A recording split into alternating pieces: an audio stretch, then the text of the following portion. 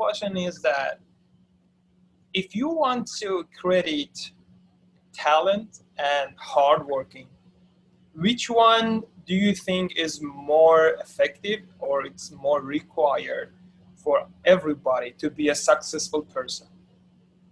Yeah, another good question too. And both of those things go hand in hand.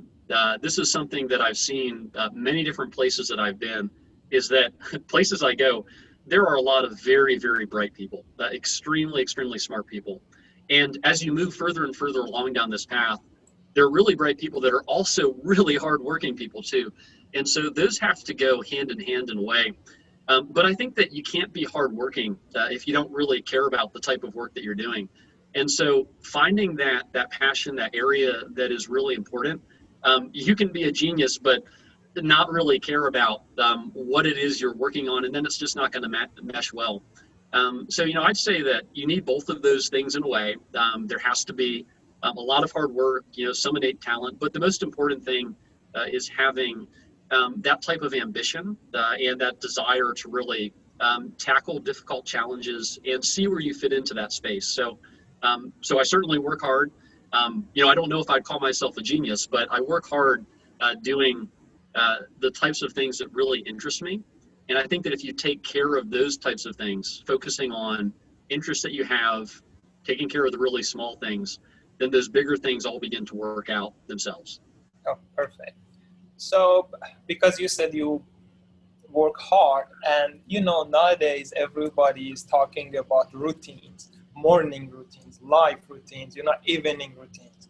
Can you share with us what is your daily routines as a faculty at MIT? How much time you spend in your office? How much time on writing a paper? How much time you work with your group?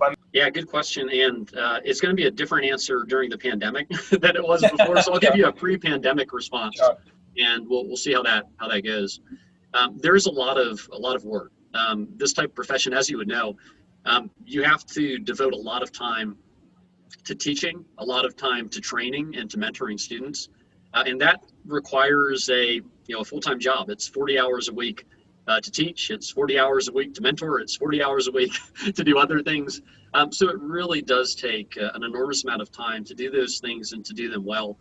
And so I would say that in a given week, I do focus a lot on that type of work. And the key is to start early and to really be focused on the tasks at hand. Try to avoid parts of the day where you could fill them with things that may not complete that type of work that, say, a student needs to get that next manuscript submitted, or that type of work you need to complete to have that proposal submitted.